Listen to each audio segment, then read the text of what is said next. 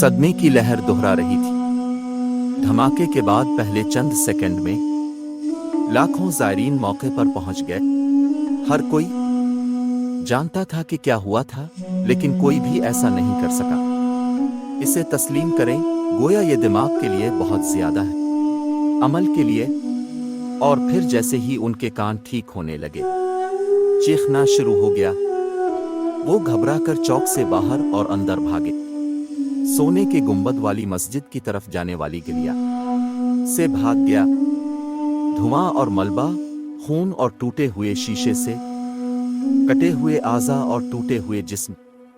انہوں نے تلاش کیا، چھوٹی بند جگہوں میں سیکیورٹی، ایک سیکیورٹی کو ختم کر دیا گیا۔ اگلے دھماکے سے اور پھر اگلے اور اگلے۔ کل 9 دھماکے ہوئے، 30 منٹ۔ کار بم، خودکش بم، دستی بم اور مارٹر۔ پھر صرف جلے ہوئے جیش کی خوفناک بدبو تھی، اور گاتی ہوئی دھول، اور ایمبولینس کے سائرن کی چیخ۔ یہ 4 مارچ 2004 کی 10واں صبح تھی، مسلم کیلنڈر میں محرم، جس دن کے نام سے جانا جاتا ہے۔ عاشورہ۔ شہر کربلا شیعوں سے کھچا کھچ بھرا ہوا تھا۔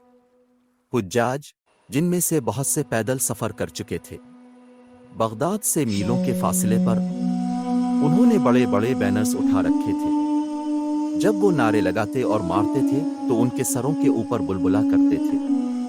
پرنس آف کے لیے رسمی ماتم میں ان کے سینے۔ شہید محمد کا نواسہ حسین، جو تھا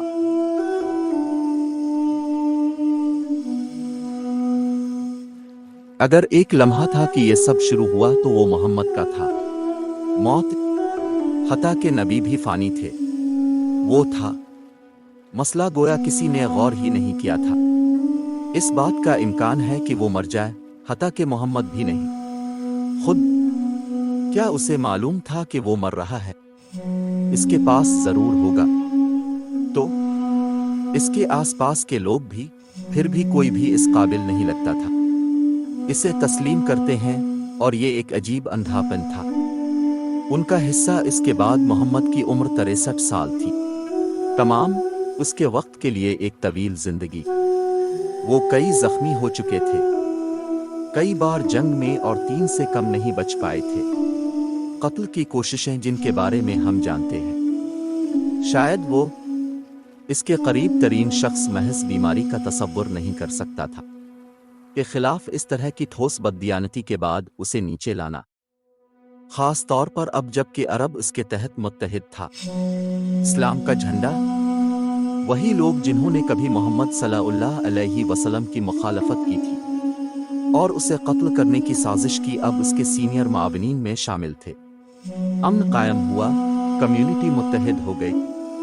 یہ نہیں تھا صرف ایک نئے دور کی صبح، یہ صبح تھی سورج روشن، وعدوں سے بھرا دن۔ عرب قدم اٹھانے کو تیار تھا، سیاسی اور ثقافتی پس منظر سے ہٹ کر بیک واٹر اور عالمی سطح پر اہم کردار ادا کرے۔ کیسے؟ کیا اس کا لیڈر ایسی کامیابی کے دہانے پر مر سکتا ہے؟ ابھی تک مرنے کے بعد وہ مرنے والا تھا، اور اس تمام تشدد کے بعد بھی دیکھا لڑائیاں، قتل کی کوششیں، وہ تھا قدرتی وجوہات کی وجہ سے مرنا۔ بخار کافی بے ضرر طور پر شروع ہو چکا تھا، ساتھ ہی ہلکے درد، اور درد کچھ بھی غیر معمولی نہیں، ایسا لگتا تھا، سوائے اس کے کہ یہ نہیں گزرا۔ یہ آیا اور چلا گیا، لیکن ہر ایک جب یہ واپس آیا، یہ بدتر لگ رہا تھا۔ علامات اور دورانیہ 10 دن بظاہر بیکٹیریا کی نشاندہی کرتا ہے۔ گردن توڑ بخار، بلا شبہ اس کی فوج میں سے ایک پر معاہدہ ہوا۔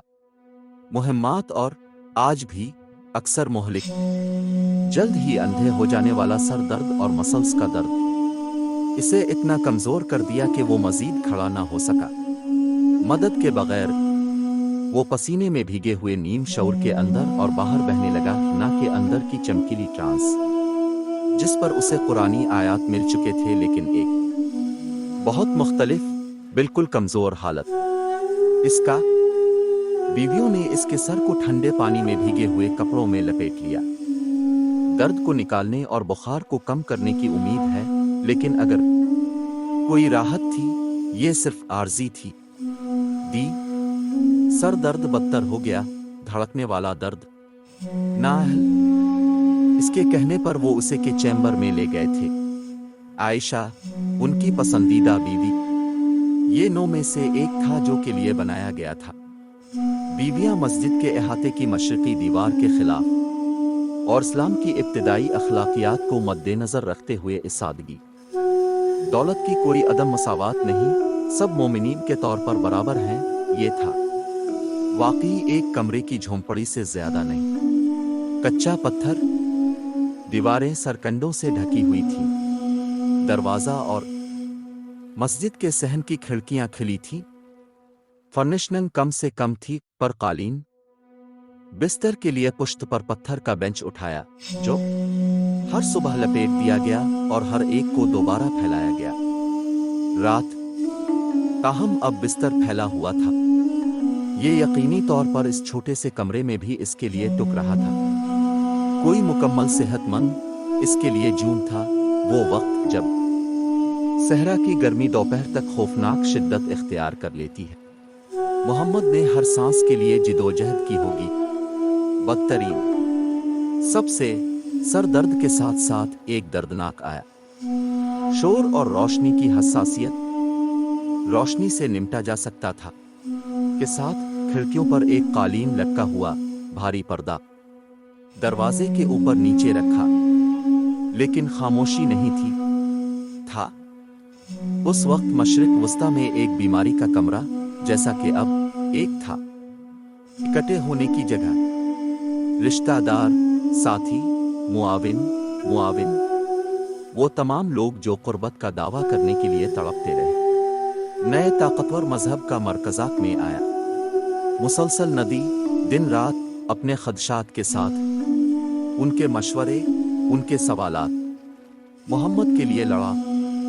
शऊर जितने भी बीमार हों, वो उन्हें नजरअंदाज नहीं कर सकता था।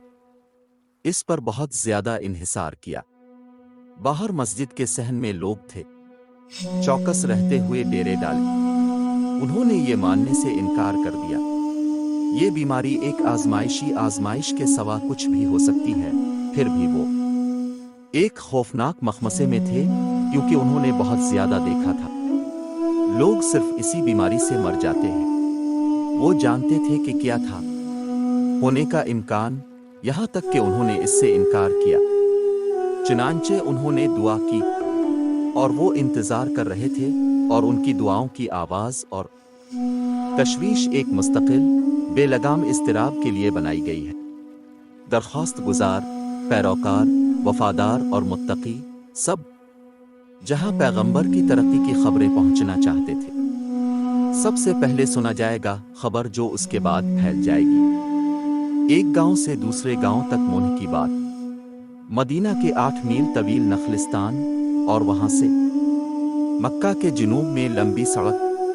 लेकिन पिछले कुछ दिनों में जैसे जैसे बीमारी बढ़ गई, वो मुस्तकिल गुनगुनाहट खामोश हो गई। नखलिस्तान का सारा दब गया, नाकाबिल फहम का सामना करना पड़ा, और हुआ में मंडलाना सबके जहन पर, लेकिन किसी के जहन में नहीं। होंठ कम अज कम अवाम में एक सवाल था जो कभी नहीं पूछा गया था। बुलंद आवाज से, अगर नामुमकिन हुआ, अगर मोहम्मद मर गया, कौन उसकी जगह लेगा, कौन संभालेगा? WHO क़यादत करेंगे? ये सब कुछ काफी आसान होता अगर मोहम्मद बेटे थे।